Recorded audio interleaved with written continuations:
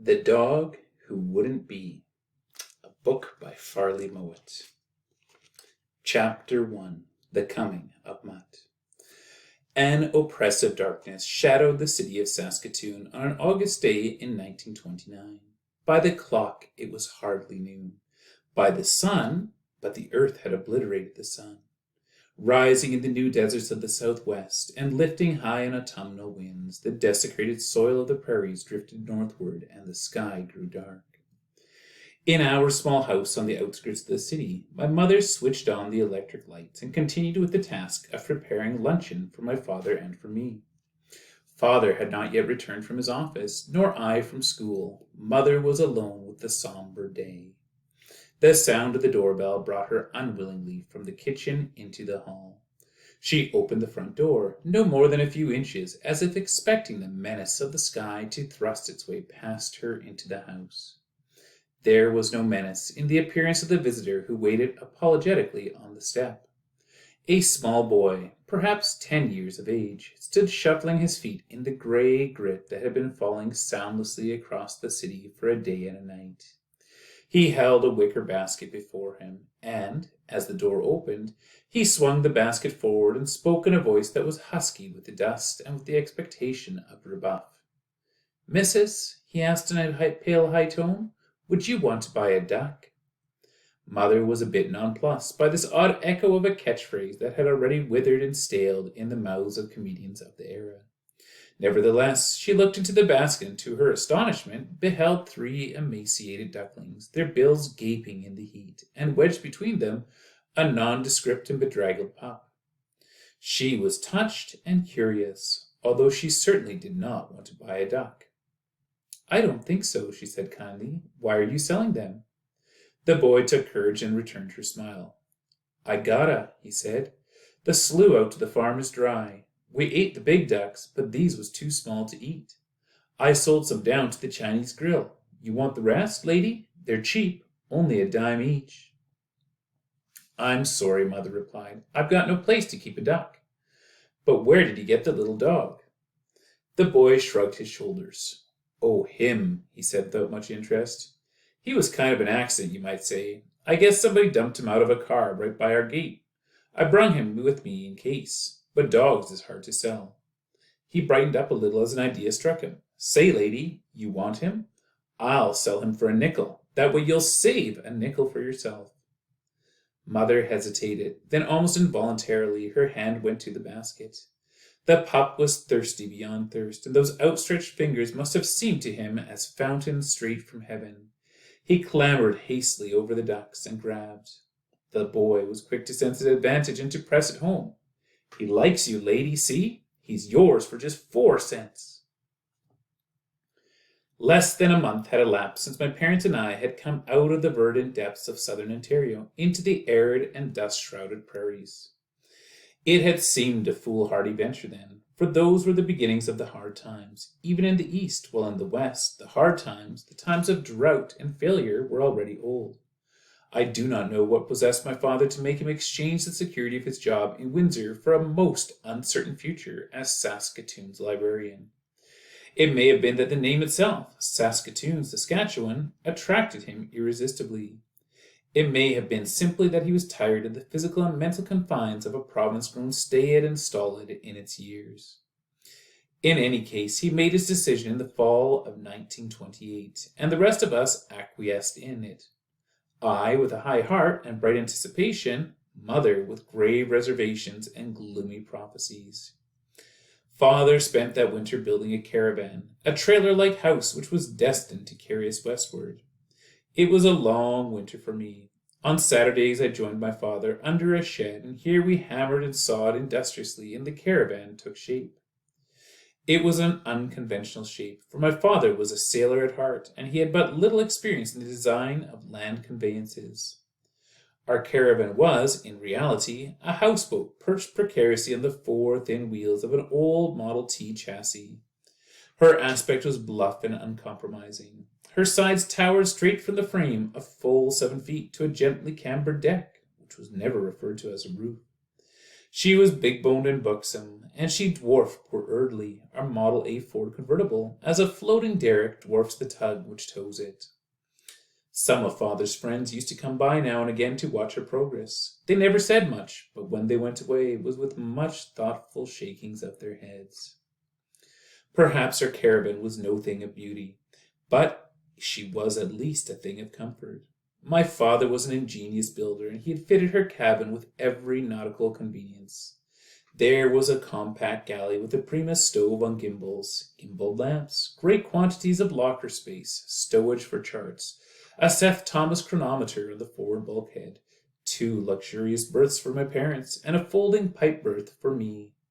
Dishes, our many books, and other loose oddments were neatly and securely racked in fitted cupboards so that even in the wildest weather they would not come adrift.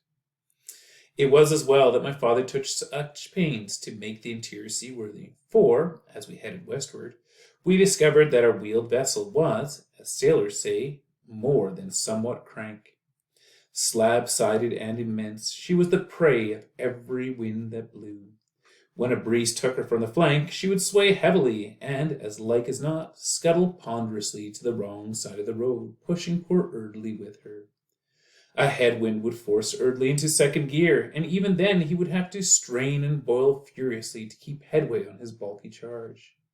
A stern wind was almost just as bad, for then the great bulk of the tow would try to override the little car, and failing in this, would push Eardley forward at speeds which chilled my mother's heart. All in all, it was a memorable journey for an 8-year-old boy. I had my choice of riding in Eardley's rumble seat, where I became the gunner in a Sopwith Camel, or I could ride the caravan itself and pilot my self-contained rocket into outer space.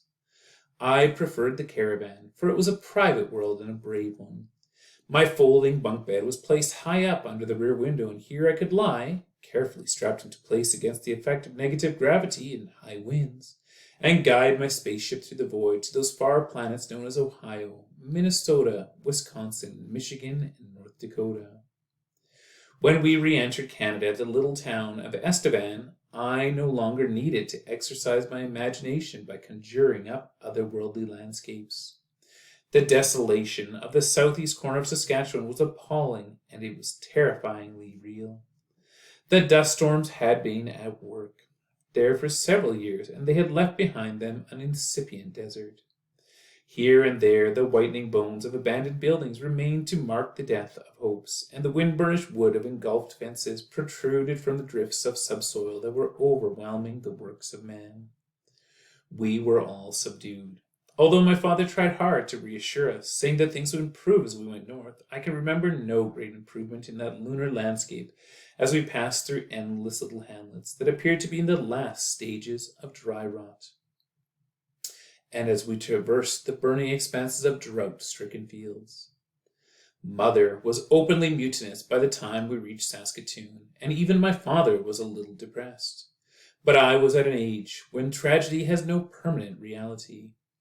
I saw only that here was a land foreign to all my imaginings, and one that offered limitless possibilities for totally new kinds of adventures.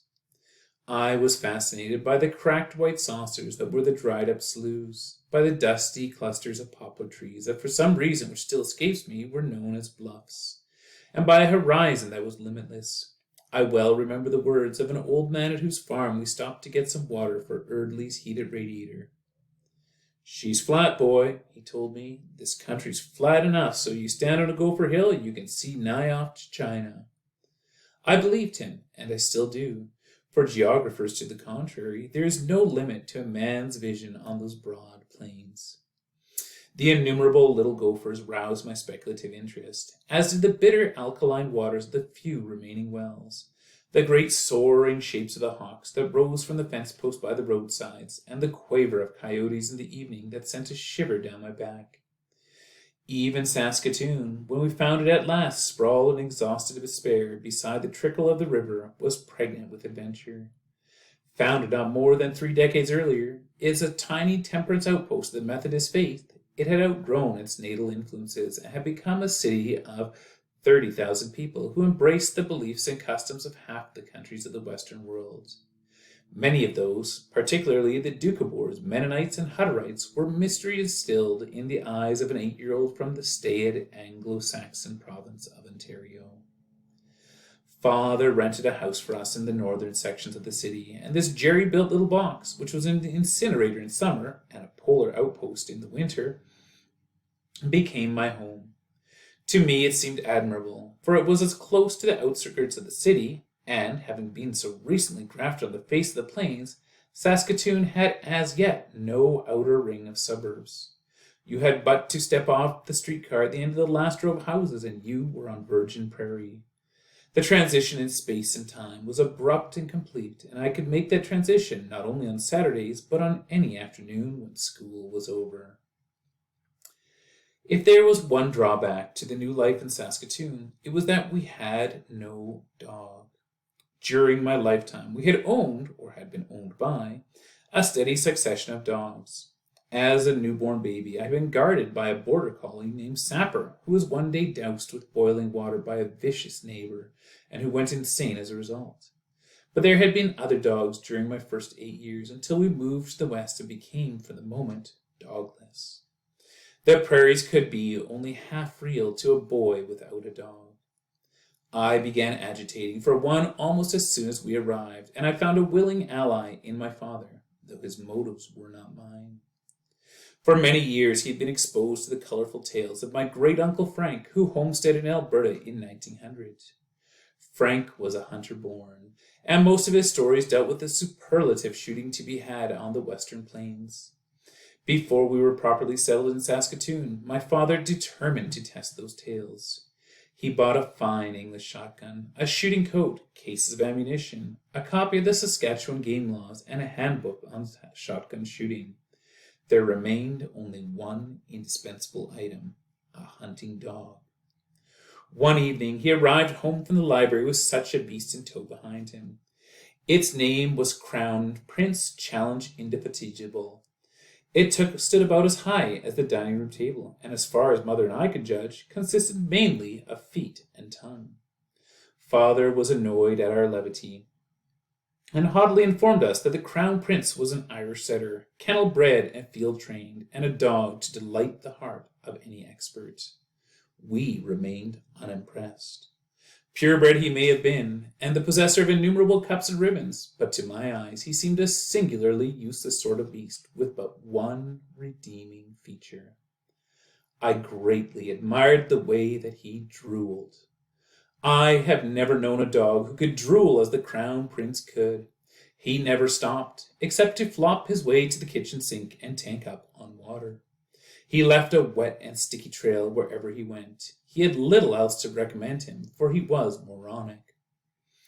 Mother might have overlooked his obvious defects had it not been for his price. She could not overlook that, for the owner was asking $200, and we could no more afford such a sum than we could have afforded a Cadillac. Crown Prince left the next morning, but Father was not discouraged, and it was clear that he would try again. My parents had been married long enough to achieve that delicate balance of power which alone enables a married couple to endure each other. They were both adept in the evasive tactics of marital politics, but Mother was a little more adept. She realized that a dog was now inevitable, and when chance brought the duck boy, as we afterwards referred to him, to our door on that dusty August day, Mother showed her mettle by snatching the initiative right out of my father's hands. By buying the duck boy's pup, she not only placed herself in a position to forestall the purchase of an expensive dog of my father's choice, but she was also able to save 6 cents in cash. She was never one to despise a bargain. When I came home from school, the bargain was installed in a soap carton in the kitchen. He looked to be a somewhat dubious buy at any price. Small, emaciated, and caked liberally with cow manure, he peered up at me in a nearsighted sort of way. But when I knelt beside him and extended an exploratory hand, he roused himself and sank his puppy teeth into my thumb with such satisfactory gusto that my doubts dissolved. I knew that he and I would get along. My father's reaction was of a different kind.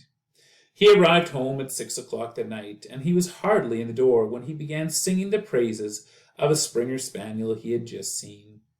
He seemed hardly even to hear at first when Mother interrupted to remark that we already had a dog and that 2 would be too many. When he beheld the pup, he was outraged, but the ambush had been well and truly laid, and before he could recover himself, Mother unmasked her guns. "Isn't he lovely, darling?" she asked sweetly. "And so cheap! Do you know I've actually saved you $199.96? Enough to pay for all your ammunition and for that expensive new gun you bought."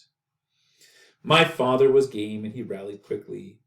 He pointed scornfully at the pup, and in a voice sharp with exasperation he replied, "But, dang it all, that thing isn't a hunting dog." Mother was ready for him. "How do you know, dear?" she asked mildly, "until you've tried him out." There could be no adequate reply to this. It was as impossible to predict what the pup might grow up to be as it was to deduce what his ancestry might have been. Father turned to me for support, but I would not meet his eye, and he knew then that he had been outmaneuvered. He accepted defeat with his usual good grace. I can clearly remember, and with awe, what he had to say to some friends who dropped in for a drink not 3 evenings later.